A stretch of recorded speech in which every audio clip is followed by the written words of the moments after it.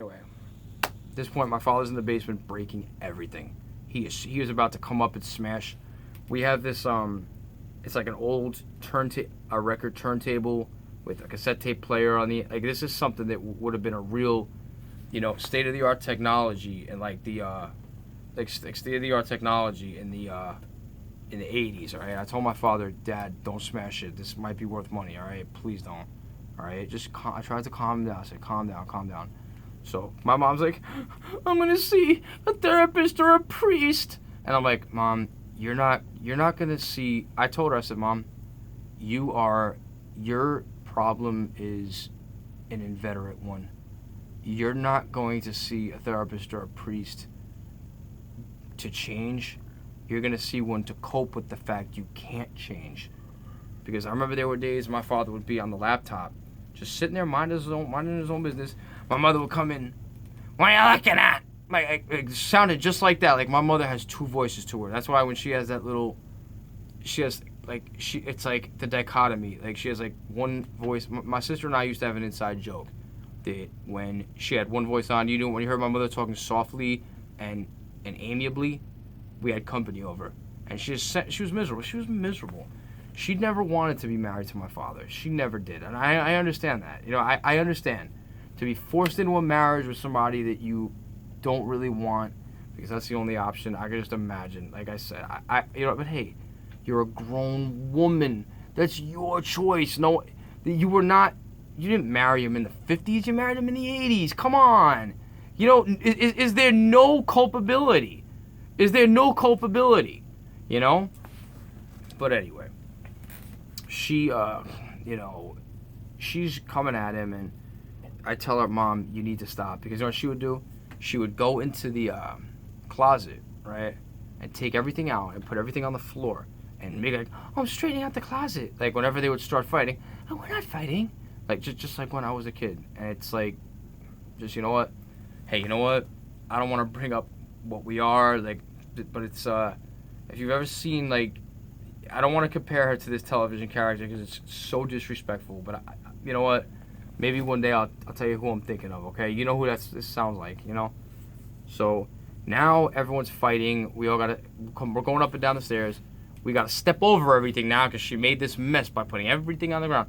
But that day, my father was breaking everything. I said, Mom, you need to stop because you're driving him nuts. He's gonna do something really bad. He has guns. He's threatened me before. He's threatened you before. You need to stop, please. Okay? Oh, he's not gonna do anything. Oh, he's not gonna do anything. I'm like, okay, So this one day, I come down.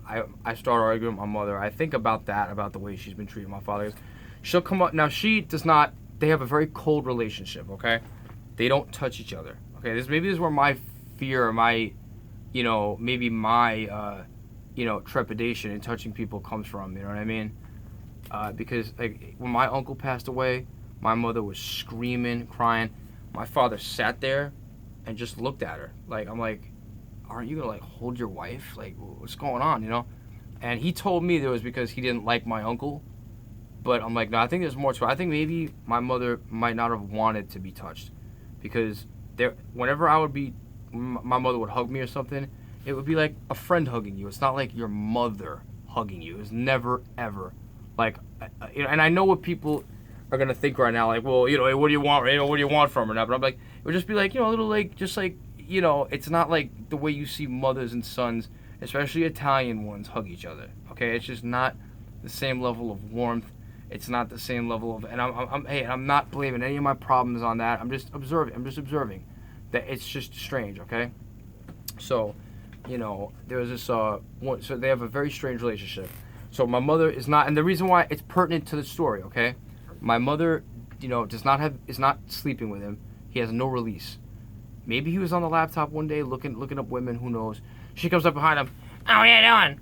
You looking up hotties? Like, you know what I mean? Like, and I'm like, Ma, no, this is the internet. Like, sometimes, like, boobs just pop up in your face, okay? It literally, it's an ad for something. He could be going to see something else, and it just pops up in your face, okay?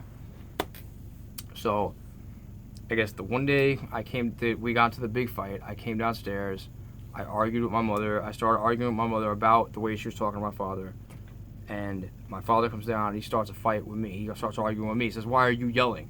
Like, now it's directed at me. So now my mother, I guess, mad at me that I'm, my mother tries to make up with him now. The way she used to do when I was a kid.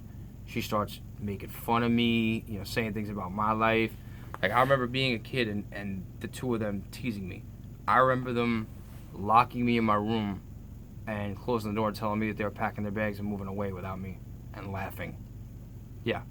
I will take a lie detector test. I will take a lie detector test. You want to know what?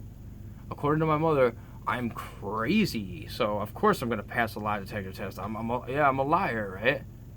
Well, here's an idea. Hey, Mom, I'll pay for it. Why don't you take one and see if you pass? We'll see if you pass. Why don't we do that? Yeah, I think that's a much better idea because apparently I'm crazy. Yeah, apparently I'm just cuckoo. So I said, I'll tell you what. And Mom, I said, if you pass, I will roll my wheelchair into a therapist's office and I will say, you need to help me because I made up terrible things about my parents. Yeah, you need to help me. You need to help me. Although then again, if she's a congenital liar, then again, you might, I've seen her lie to me, and I've seen her lie to me about who she was talking to on the phone. Eyes didn't move toward the right. Like, I heard my father on the phone. Like, I knew it was him. Like, she lied about who she was talking to. She said, "Oh, it was Kathy, her friend Kathy." I'm like, "Ma, I heard his voice." And then she admitted to me that that's who it was. She's like, "Oh, I just didn't want you to get upset." I'm like, and she lied to me that day when she was here with no compunction. Her eyes didn't move in either direction. She is a lie. I mean, wow. So, I don't know. But anyway, my dad and I start arguing. We're going back and forth. My mother joins in. She's instigating between us. She's making us both just go more and more, just like to the point that finally we're in each other's faces. I'll admit, I was in his faces. I was in his face. I might have, like I said, at one point, like raised my hand. Like, come on, get out. Get out of here with that. Now, we'd been in arguments like this hundreds of times before, over the years, hundreds of times. It's something that would happen, It was just something that would happen. But on this particular time, I must have said something that really got to him. I said, you know what? There's things he's done, okay? I brought up certain things he's done. I said, you tried to keep me down, and now I'm on my way to doing better things. At the time, I was into fitness. I said, you know what? I've got some goals.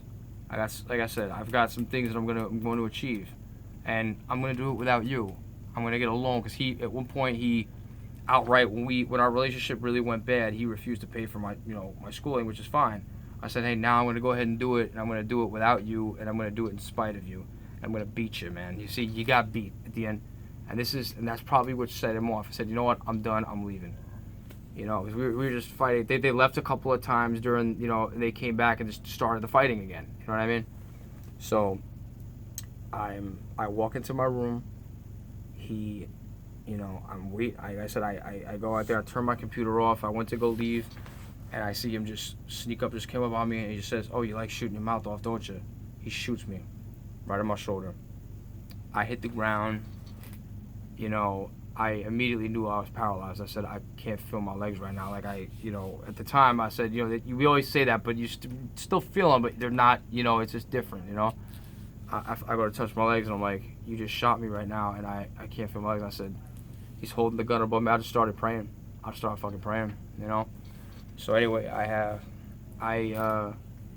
have my cell phone in my pocket. I call 911, right?